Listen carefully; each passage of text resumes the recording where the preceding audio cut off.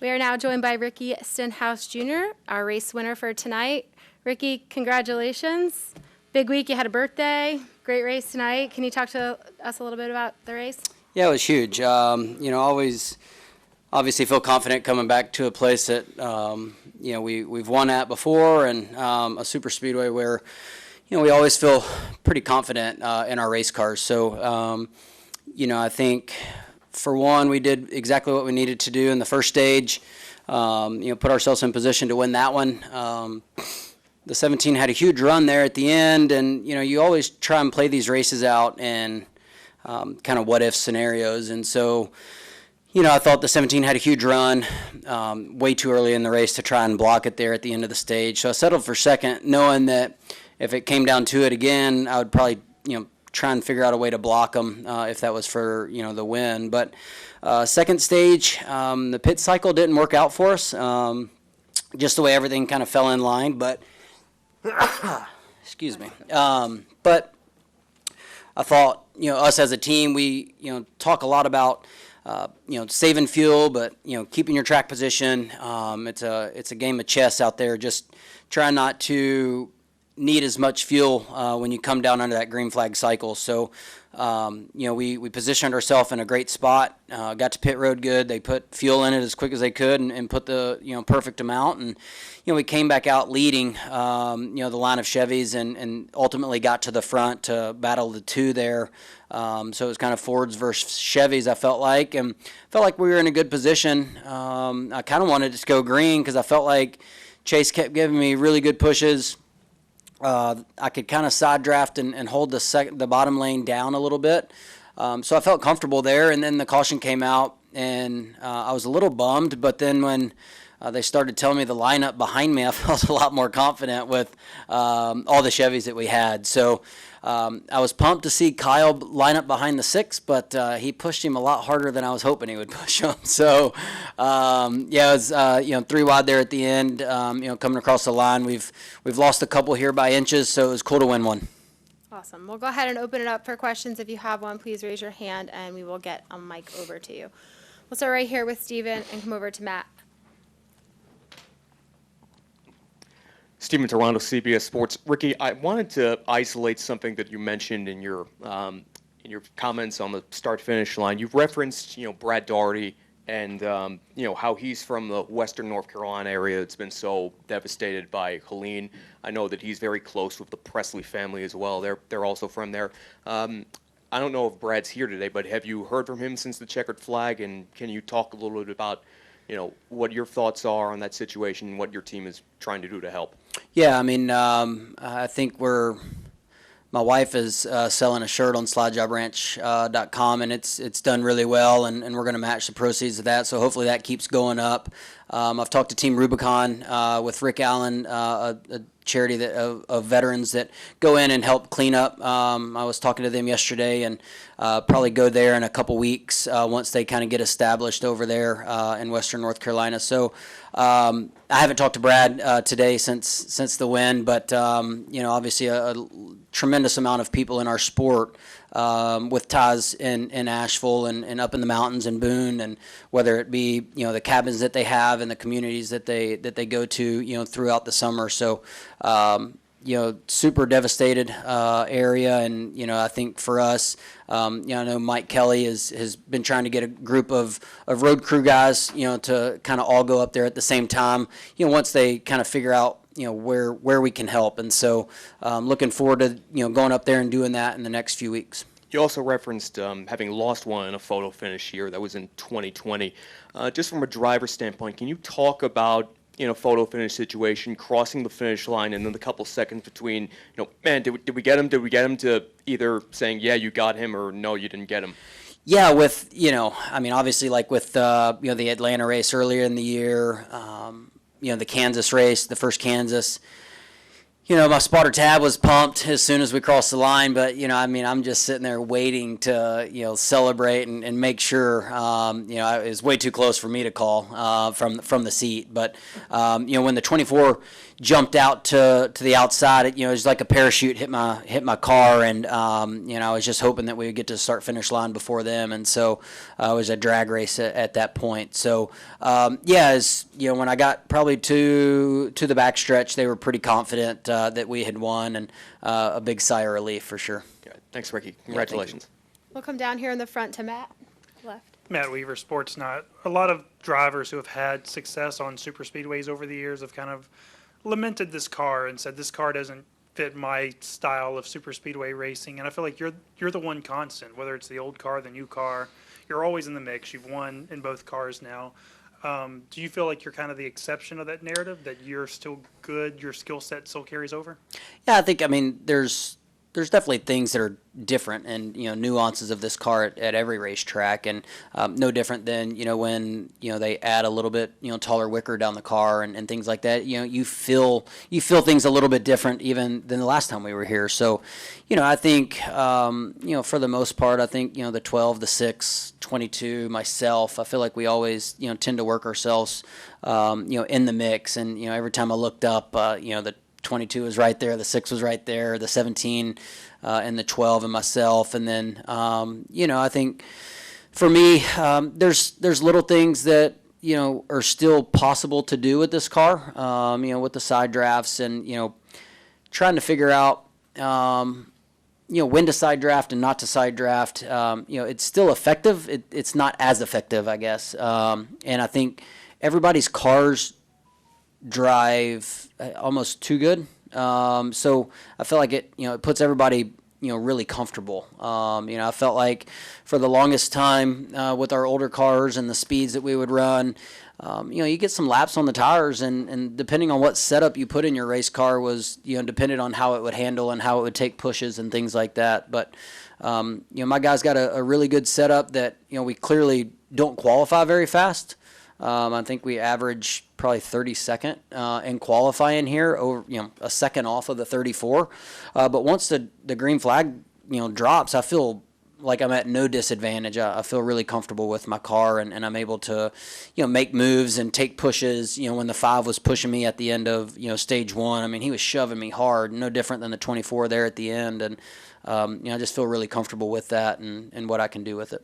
And then you mentioned Tab earlier. Tab's a Gulf Coast native. He considers this his home track. How cool is it to win for him? And then what were his contributions today to this win?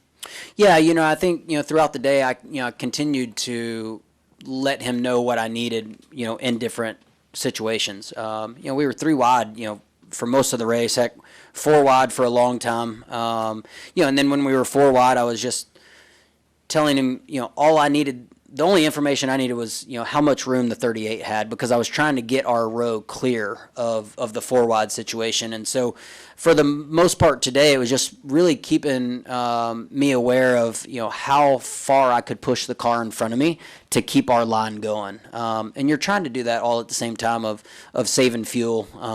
It's very difficult. But, he was constantly, at one point, I lost him for a second. He had to change batteries. He was talking a lot today. So, I think just, keeping me informed of where everybody was around me is very beneficial. And, talking about the lines coming, when the 8 popped out there at the end, I was a little bummed because I was like, dang, man, he's going kind of early. And luckily nobody went with him. And we were able to keep our line and momentum going. Are there any other questions? We'll come down here to Bob. Bob Pockris, Fox Sports. Were you concerned when Chase got involved in that big wreck? Because Chase had said he felt like you and him probably were working better than anybody together. Yeah, everybody likes to race super speedways different. I've always felt like, being the leader of a line, I like to side draft the inside cars, and it keeps the car behind me closer. It slows them down. But Chase would, came over the radio and got me to, stop side drafting as much. He felt like the way his car was, he was able to just push better if we just kind of stayed in our lane. And, I think it is pretty close one way or the other. But, yeah, he was pushing me really, really good. I felt like, he was able to, latch on to me at the right times. And, really that whole last run, I was just trying to make sure I beat the 2 to the line, every lap, and was just trying to gauge where I needed to be down the back straightaway, coming off turn 4, going into the tri-oval, things like that to make sure that we beat them to the line. And like I said, I was really hoping it just went green because I didn't feel like the lap times that we were running at that moment were pretty fast, and I didn't think the third lane could get momentum was as fast as we were in the bottom 2 lanes. So I wasn't worried about anybody jumping to the outside. So yeah, I would much rather have raced it out from there. But like I said, once the caution came out and I realized how many Chevys were around us, I felt even better about it, I guess, at the end. But yeah, Chase was working really well with me. And you mentioned the 8 jumping out early. If you had to block the 8, were you concerned or, No, I wasn't. obviously you had the history earlier this year, Yeah. and do you think you could have worked together, or would it have been a slugfest on the track?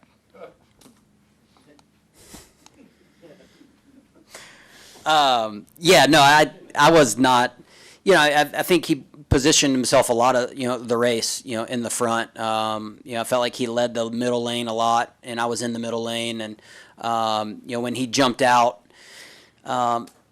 again, I felt like it was too early. So I was hoping nobody would go with him. I didn't think that was a good move, at least from where I was sitting. And then, like I said, we were running so fast around the bottom lane that I don't think you could have made that work. But, I was going to block anybody. I didn't care who it was. So, it's so tough to win these races. It's so tough to miss the wrecks, put yourself in the right position with enough fuel. These races are kind of chaos, when it comes down to the end. So I was, thankful that, we had a successful green-white checkered without having, another caution. It's been a long time since we've been able to do that in the Cup Series, so that was kind of nice. We'll come down here to Kelly and then go to Jordan. Kelly, ColonelRacer.com. I was just curious, talking about blocking and the moves. Coming off of 4, Brad was clear of the field on the bottom. Were you surprised he didn't swing up and throw a block on you?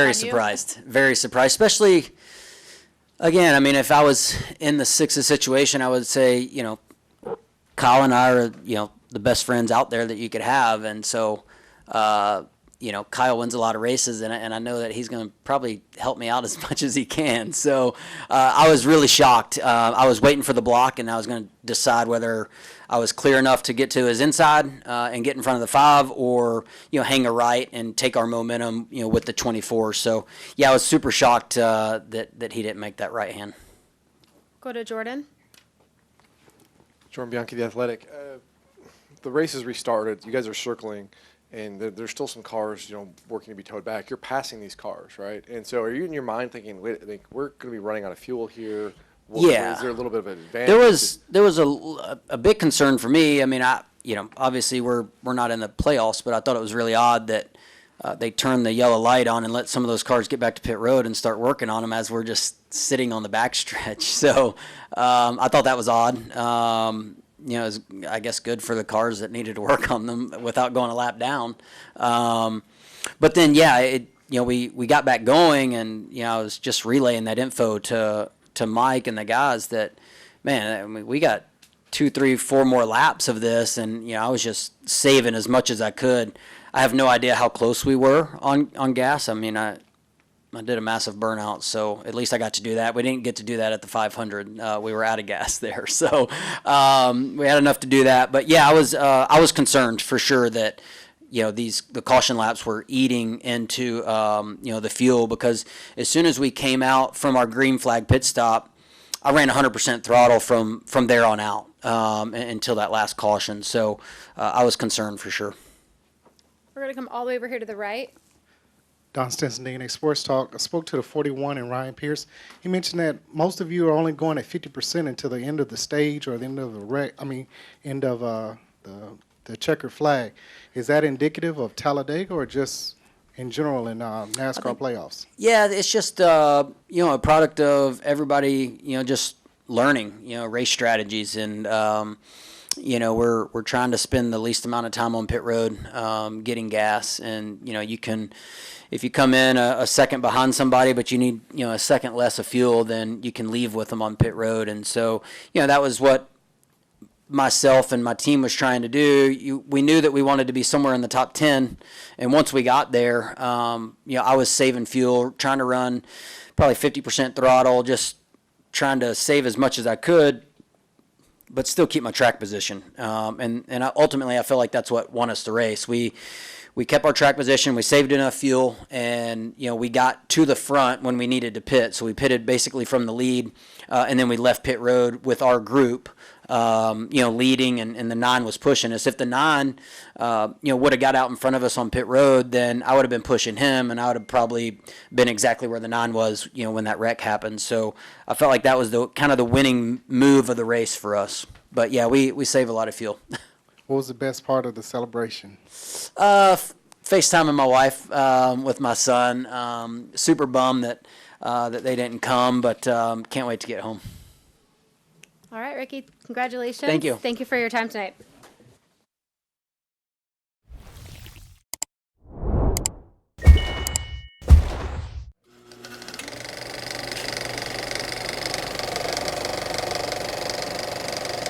All right, there's the checkered flag. Great job, driver.